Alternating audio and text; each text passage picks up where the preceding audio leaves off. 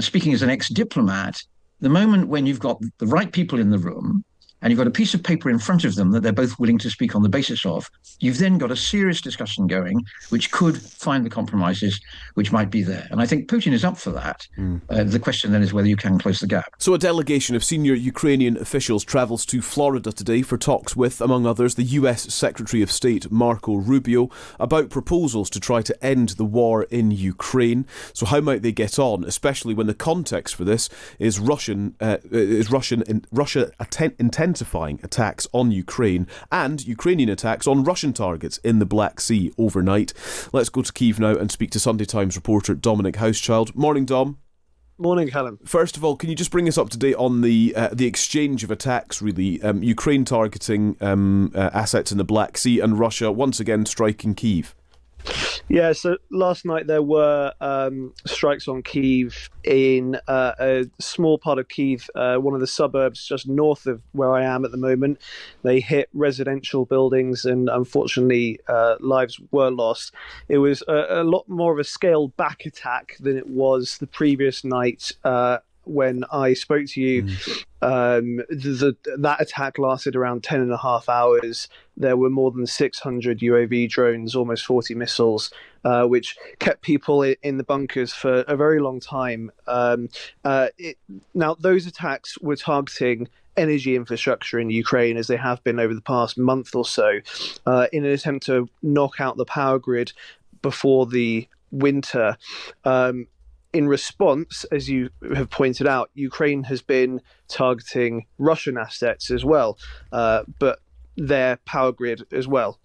So last night, Ukrainian Sea Baby naval drones struck two sanctioned Russian oil vessels just off Turkey's Black Sea coast.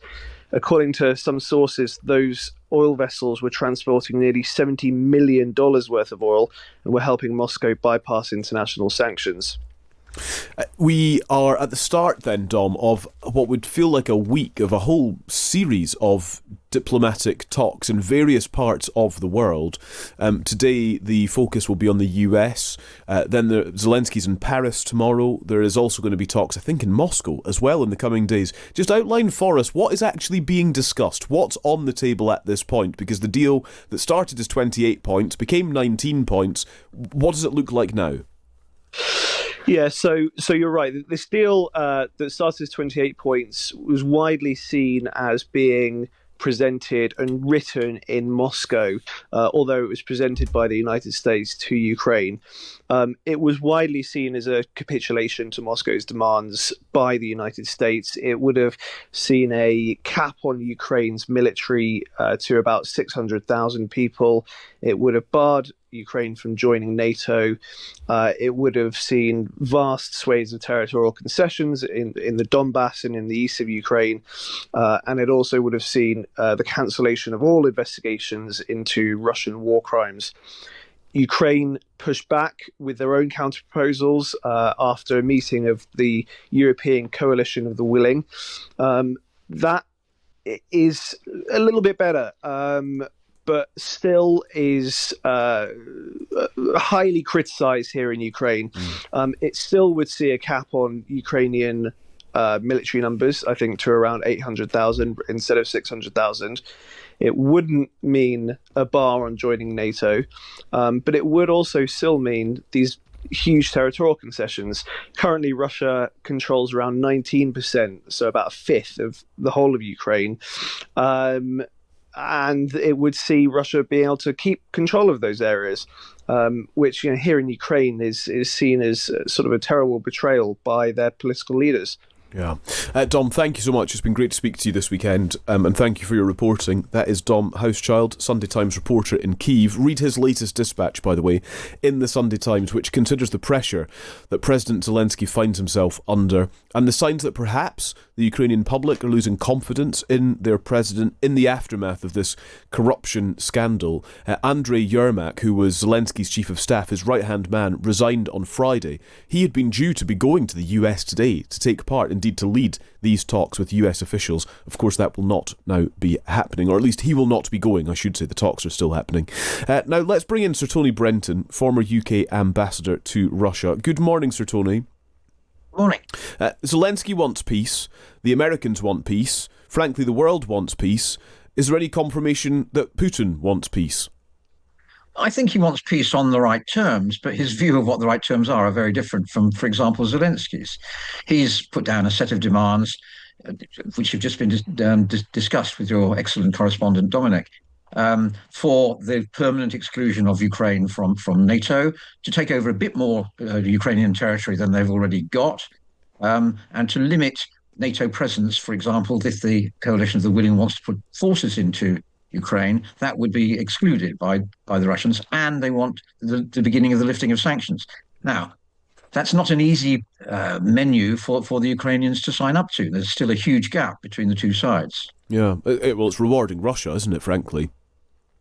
Sorry, say that again? It would be rewarding Russia, wouldn't it? Well, if you do a deal with Russia, which leaves Russia in control of the territory it already occupies, you are in effect rewarding Russia. The question is whether achieving peace is worth that price. Yeah, and that is at the heart of this, that Putin is kind of holding on to these maximalist take it or leave it sort of demand and approach. The Kremlin is feeling confident, it would seem, as a result of that. That's what we can read into that, surely. But Putin is something of an opportunist as well.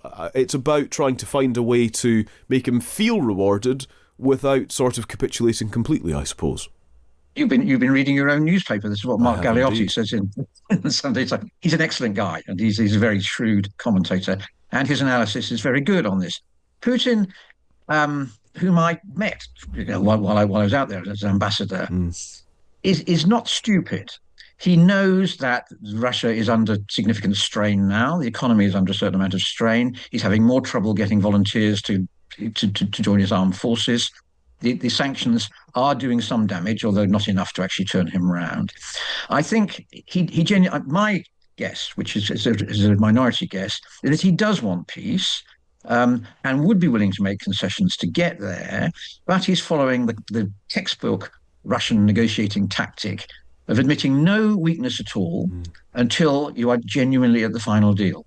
So all of this stuff, the continuing bombing and all of that of Ukraine, and the assertion which he made earlier this week that yes, he can work on the basis of the 19-point document or whatever it is at the moment, but if they can't reach agreement, then the war will go on. All of that is a standard, tough Russian negotiating line in preparation for when the two sides, with the presence of the Americans, no doubt, do get down to talking Turkey about who concedes what in exchange of what. Yeah. Sorry, Tony. It's very difficult. The gap is very wide.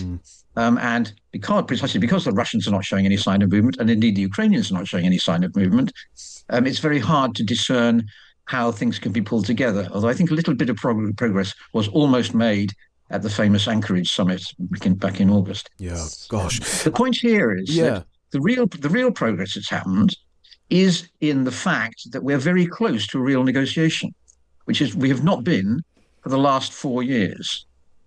Speaking as an ex-diplomat, the moment when you've got the right people in the room and you've got a piece of paper in front of them that they're both willing to speak on the basis of, you've then got a serious discussion going, which could find the compromises which might be there. And I think Putin is up for that.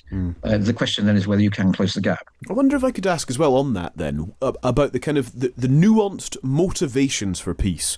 And I'm just going to lean on some reporting in the Wall Street Journal, that this phase, if you like, of negotiation that started with the 28-point plan that's been distilled to 19 points, and that's the bit of paper we're discussing. But those talks have been the culmination of a strategy, reports the Wall Street Journal, hatched indeed before President Trump's inauguration, to bypass the traditional US national security apparatus and convince the administration to view Russia not as a military threat, but as a land of bountiful opportunity. By dangling multi-billion-dollar rare earth and energy deals, Moscow could reshape the economic map of Europe while driving a wedge between America and its traditional allies. To distill that somewhat, Sir Tony, the idea here is that there are businessmen now negotiating this deal, and they are motivated by making money. And if that is the route to peace, would that be a bad thing? Well, there are undoubtedly business considerations have entered into it. The appearance of this guy, Kirill Dmitriev, who's a big Russian financier and buddy of Putin, as in the negotiating process, the immense fury, it has to be said, of the Russian foreign ministry, who tried to exclude him from some meetings, is a sign that, yes, there are financial opportunities out there which both sides want to exploit. And that actually figures in the original 28 points as well. I think putting down to the Trump administration any sort of deeply reasoned, cunning plot kind of exaggerates their capacity for internal cohesion and long-term planning. But that factor is, let me put that factor in another way. Mm-hmm. Trump genuinely would like Ukraine off his desk. He thinks it's standing in the way of much more serious business that he has to do with Russia. Business about strategic nuclear weapons, but also business about rare earths, business about developing the Arctic, all of that. He wants, therefore, Ukraine off this desk. He wants it basically to move to European desks.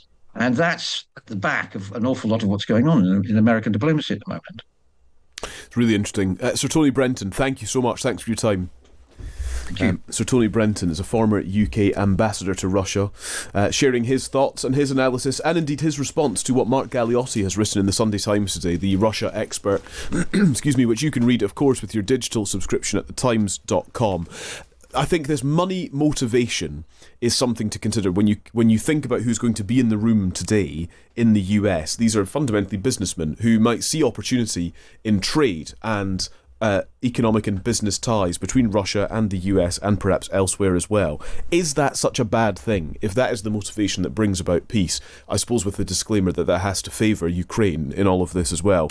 But there is a truth kind of historically acknowledged that free trade stops wars. So maybe that is part of the solution at least. I mean, from Trump's perspective, he has more faith in businessmen in getting deals done. Yeah. So from Trump's perspective, it may not even be about deals with Russia. In the sense of business deals, it could just be, these are the right people, in my view, to get a deal, because I'm a businessman, I get deals done, I trust them more than, say, politicians or advisors. Yeah, the security or and diplomatic the sort of people that in the past have been used. I do politics differently, and this is the way I do it. And those people, those diplomats and security officials, they come at negotiation with a sort of philosophy, a philosophical outlook and theory and the things that they have studied. And sure, there's no bad thing. There's space for that. Sure, there's experience too.